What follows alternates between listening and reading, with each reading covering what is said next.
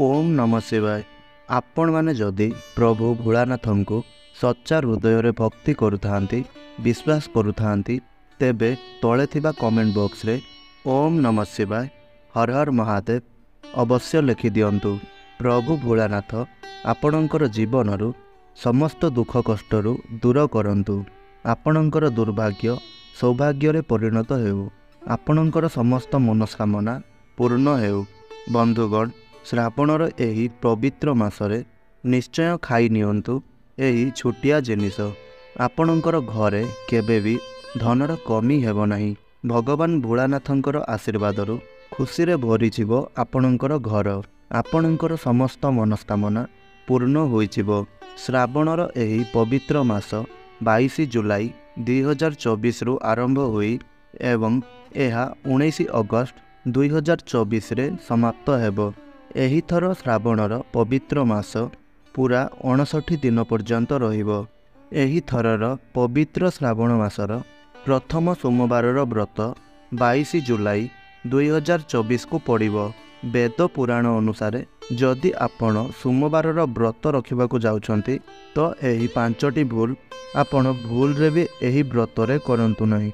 नहेले आपणक व्रत तो खंडित हेबो। ता सहित सही व्रतरु जेउ पुण्यफल आपणको मिलिबार थिला ताहा आपणको मिलिबो नाही। एही वीडियो रे आमे आपणको कहिबो जे शिव पुराण अनुसार ताहा कोन एमिति गुप्त जिनिस अटे जहार सेवन जदि आपण एही श्रावणर पवित्र मासरे करूछंती तो साक्षात आपणको भगवान भोलानाथंकर असीम कृपा प्राप्ति हेबो। जहा द्वारा आपणकर कौनसी भी मनस्कामना थाउ ताहा आपणकर पूर्ण हेबो। आपण जदि आपणक जीवन रे दुख कष्ट समस्या रे घेरी हुई रहिछंती समस्त प्रकारर समस्यारु आपणको मुक्ति मिलिजिवो। ता सहित आमे एही वीडियो रे बतेइबु कि शिव पुराण रे एवं वेद पुराण रे ताहा कोन एमिति जिनिस संपर्क रे कुआ जाइछि जहा सोमवारर व्रत रखिथिबा समय रे आपणको बिल्कुल ध्यान रखिबा आवश्यक। जदि आपण एही कथार ध्यान रखिबे नाही तो आपणकर व्रत खंडित होइजिवो। एहा पूर्वरु जदि आपण माने भी भगवान शिवंकु सच्चा हृदय रे भक्ति करुथांती विश्वास करुथांती ताहेले एही वीडियोटी को लाइक करी कमेंट बॉक्स रे ओम नमः शिवाय हर हर महादेव अवश्य लिखि दियंतु। बंधुगण, श्रावणर पवित्र मास बहुत शुभ एवं कल्याणकारी मास होइताए। आमर वेद पुराण रे कुहा जाइताए जेउ श्रावणर पवित्र मास होइताए एहार प्रत्येकटी मुहूर्त एवं दिन गंगा जल समान पवित्र होइताए। आमर वेद पुराण रे कुहा जाइछि श्रावणर पवित्र मासरे भगवान भोलानाथ बहुत प्रसन्न मुद्रा रे थांती एवं निजर भक्त मानंकु आशीर्वाद प्रदान करिथांती। मनुष्य पाई एहा एक उत्तम समय होइताए जहा द्वारा मनुष्य साक्षात भगवान भोलानाथंकर कृपा पाई करी निज जीवनर गरीबी दरिद्रता दुर्भाग्यरु मुक्ति पाई परिबो। मानि नियंतु आपणकर जीवन रे बहुत बीमारी रे पड़ुछंती। आपणकर व्यापार ठीक से चालू नाही। आपण चाकरी प्रस्तुत करी करी थकी गलेनी।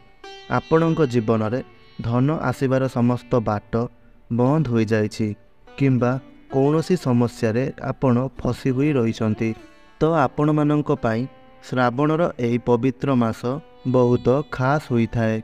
जदि आपण भगवान भोलानाथंकर अल्प पूजा पाठ करि दियंती विधि विधानर सहित करि दियंती जेमिति आमे एही वीडियो रे कहिबाकू जाउअछु तो जीवनर समस्त दुख कष्टरु आपणंकु मुक्ति मिलि पारिबो एवं आपणंकर कौनसी भी मनोकामना थाउ ताहा पूर्ण होइजिवो।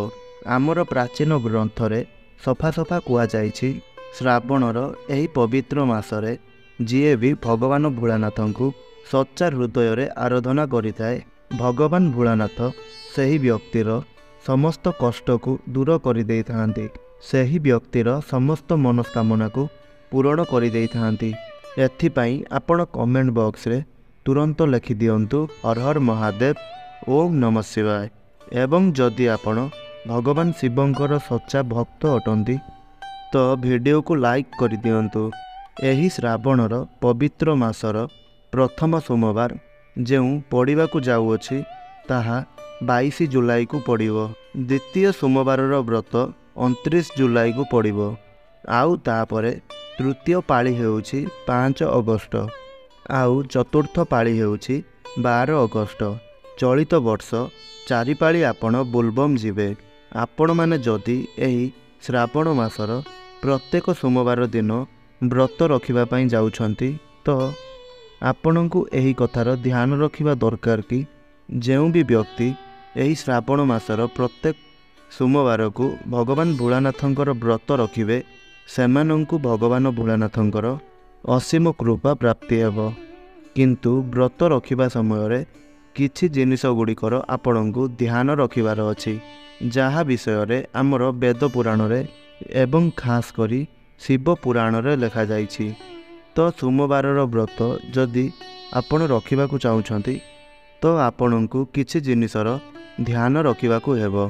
ଜ୍ୟୋତିଷ ଶାସ୍ତ୍ରର ଅଧ୍ୟାୟ ନମ୍ବର 54ରେ ଲେଖାଯାଇଛି କି ଶ୍ରାବଣ ମାସର ପ୍ରତ୍ୟେକ ସୋମବାରକୁ କୌଣସି ବି ଭକ୍ତ ଭଗବାନ ଭୋଳାନାଥଙ୍କର ପୂଜାପାଠ କରୁଥାଏ ତ ତାଙ୍କୁ ଭଗବାନ ଭୋଳାନାଥଙ୍କର ଅସୀମ କୃପା ପ୍ରାପ୍ତି ହୋଇଥାଏ। ଯଦି ଆପଣ ଏହି ଶ୍ରାବଣ ମାସର ପ୍ରତ୍ୟେକ ସୋମବାରକୁ ବ୍ରତ ରଖୁଛନ୍ତି ଏବଂ ଶିବଲିଙ୍ଗ ପାଖରେ ମୁହଁ ଉତ୍ତର ଦିଗ ଆଡ଼କୁ କରି ଭଗବାନ ଭୋଳାନାଥଙ୍କୁ 1 ଲୋଟା ଜଳ ଚଢ଼ାଉଛନ୍ତି, ଏହାଦ୍ୱାରା ଭଗବାନ ଭୋଳାନାଥଙ୍କର ଆଶୀର୍ବାଦ ଆପଣଙ୍କୁ ପ୍ରାପ୍ତ ହେବା ସହିତ ଆପଣଙ୍କ କୁଣ୍ଡଳୀରେ ଥିବା ଚନ୍ଦ୍ରମା ବହୁତ ମଜବୁତ ବନିଯିବେ। ଆପଣ ଯେଉଁ କାର୍ଯ୍ୟ ଆରମ୍ଭ କରିବେ ସେହି କାର୍ଯ୍ୟରେ ଆପଣଙ୍କୁ ସଫଳତା ପ୍ରାପ୍ତି ହେବ, କାହିଁକି ନା ଆପଣଙ୍କର କୁଣ୍ଡଳୀରେ ଚନ୍ଦ୍ରମା ଉଚ୍ଚ ରାଶିକୁ ଚାଲିଯାଆନ୍ତି। ଯଦି ଆପଣ ଶ୍ରାବଣର ଏହି ପବିତ୍ର ମାସରେ ପ୍ରତ୍ୟେକ ସୋମବାରକୁ ଭଗବାନ ଭୋଳାନାଥଙ୍କର ବ୍ରତ ରଖୁଛନ୍ତି, ଭଗବାନ ଭୋଳାନାଥଙ୍କର ମନ୍ଦିରକୁ ଯାଇକରି ଭୋଳାନାଥକୁ ଯଦି ଆପଣ ଚନ୍ଦନର ଲେପ ଲଗାଉଛନ୍ତି ତ ତନ୍ତ୍ରଶାସ୍ତ୍ରର ଅଧ୍ୟାୟ ନମ୍ବର 31ରେ ସଫା ସଫା ଲେଖାଯାଇଛି ଭୋଳାନାଥଙ୍କୁ ଆପଣ ଚନ୍ଦନର ଲେପ ଲଗାଇଲେ ତ ଏହାଦ୍ୱାରା ଆପଣଙ୍କୁ ଭଗବାନ ଭୋଳାନାଥଙ୍କର ଅସୀମ କୃପା ପ୍ରାପ୍ତି ହୋଇଥାଏ। ଆପଣଙ୍କୁ ଆପଣଙ୍କର ଜୀବନରେ ଭୌତିକ ସୁଖ ସହିତ ବୈଭବ ଏବଂ ଐଶ୍ୱର୍ଯ୍ୟର ବି ପ୍ରାପ୍ତି ହୋଇଥାଏ। ଭଗବାନ ଭୋଳାନାଥଙ୍କୁ ଧଳା ଜିନିଷ ଅତ୍ୟନ୍ତ ପ୍ରିୟ ହୋଇଥାଏ। ଶ୍ରାବଣର ଏହି ପବିତ୍ର ମାସରେ ଯଦି ଆପଣ ଭଗବାନ ଭୋଳାନାଥଙ୍କର ସୋମବାରର ବ୍ରତ ରଖୁଛନ୍ତି ତ ଆପଣ ଭଗବାନ ଭୋଳାନାଥଙ୍କୁ କ୍ଷୀର ଏବଂ ଦହିରେ ଅଭିଷେକ ନିଶ୍ଚୟ କରାଇବେ। ଭଗବାନ ଭୋଳାନାଥଙ୍କୁ ଯଦି ଆପଣ ଭୋଗ ଲଗାଉଛନ୍ତି ତ ଧଳା ରଙ୍ଗର ଜିନିଷ ଅର୍ପଣ କରନ୍ତୁ ଏବଂ ଯଦି ଆପଣ ଧଳା ରଙ୍ଗର ଜିନିଷ ଆପଣ ସେବନ କରୁଛନ୍ତି ତ ଭଗବାନ ଭୋଳାନାଥ ବହୁତ ବେଶୀ ପ୍ରସନ୍ନ ହୋଇଥାନ୍ତି। କୁହାଯାଇଥାଏ କି ଶ୍ରାବଣର ଏହି ପବିତ୍ର ମାସର ପ୍ରତ୍ୟେକ ସୋମବାରକୁ ଯେଉଁ ବି ବ୍ୟକ୍ତି ଭଗବାନ ଭୋଳାନାଥଙ୍କର ପୂଜା କରିଥାଏ ତାପରେ ମନ୍ଦିରରେ ନନ୍ଦୀଙ୍କର ବି ପୂଜା କରିଥାଏ, ସେହି ବ୍ୟକ୍ତିଙ୍କୁ ବ୍ରତର 2 ଗୁଣା ଲାଭ ପ୍ରାପ୍ତି ହୋଇଥାଏ। ଯଦି ଆପଣ ଏହି ଶ୍ରାବଣର ପବିତ୍ର ମାସର ପ୍ରତ୍ୟେକ ସୋମବାରକୁ ବ୍ରତ ରଖୁଛନ୍ତି ତ କିଛି ଏମିତି ଭୁଲ କରନ୍ତୁ ନାହିଁ।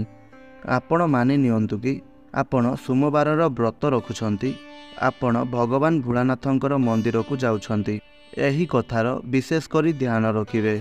କେବଳ ଧଳା ରଙ୍ଗର ବସ୍ତ୍ରର ଧାରଣ କରିବେ, ଭୁଲରେ ବି କଳା ରଙ୍ଗର ବସ୍ତ୍ରର ଧାରଣ କରିବେ ନାହିଁ କିମ୍ବା କୌଣସି କଳା ଜିନିଷର ବ୍ୟବହାର କରିବେ ନାହିଁ।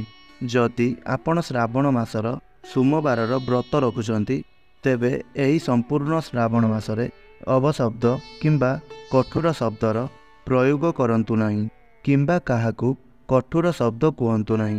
ଏହାଦ୍ୱାରା ଭଗବାନ ଭୋଳାନାଥ କ୍ରୋଧିତ ହୋଇଯାଇଥାନ୍ତି। ଭଗବାନ ଭୋଳାନାଥ ପଶୁପ୍ରେମୀ ଅଟନ୍ତି, ସେଥିପାଇଁ ତାଙ୍କୁ ପଶୁପତି ମଧ୍ୟ କୁହାଯାଇଥାଏ।